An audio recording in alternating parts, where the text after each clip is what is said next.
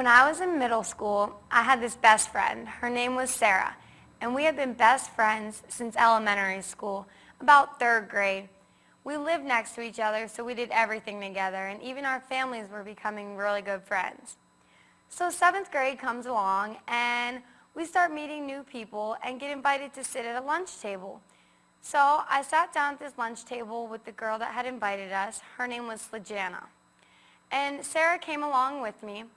And for a few months, we all sat there, and we all became kind of close friends. Slajana and I particularly became really good friends. And Sarah kind of was a little bit of an outcast at the table, but she still fit in with Slajana and myself.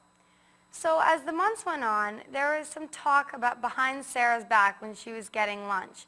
She'd be in line, and the two other girls at the table that were kind of mean would talk about her behind her back and say some mean things that I just kind of shrugged off as nothing because I didn't feel like confronting them about the situation because I was new to the table. So this went on for a while, and they talked more and more about how much they didn't like her for no reason. They didn't even know her.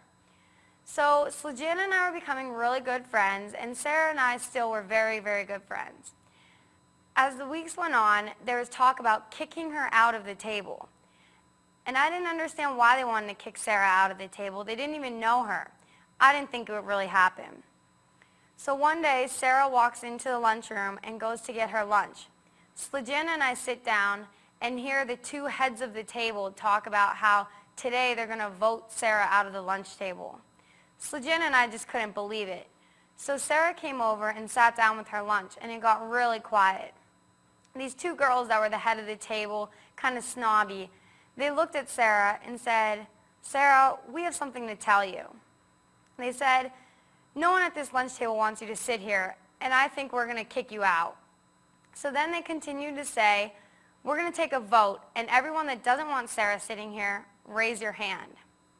They went around the table, and of course the two heads of the table raised their hand really high.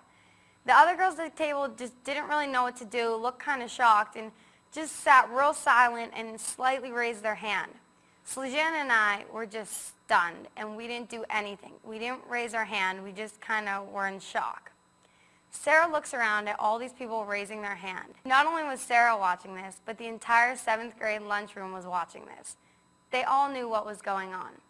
They knew that she was being voted out of the table.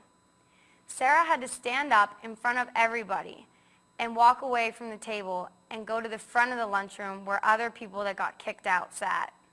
Before she left, Sarah stood up and looked at me and said, "Jenny, are you coming?" And I looked at her, and I just looked away. I didn't do anything, and I didn't say anything. And from that moment, Sarah walked out of my life. If I knew then what I know now, I would have never let Sarah walk out of my life. The two heads of the table and Sarah all still go to my school. Whenever I see those two girls in the hallway, I just remember how I let them ruin my friendship because I didn't stand up for Sarah.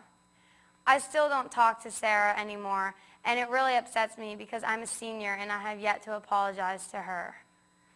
I wish I would have never let Sarah walk out of my life because it wasn't worth letting my best friend walk out of my life just to fit in with other people.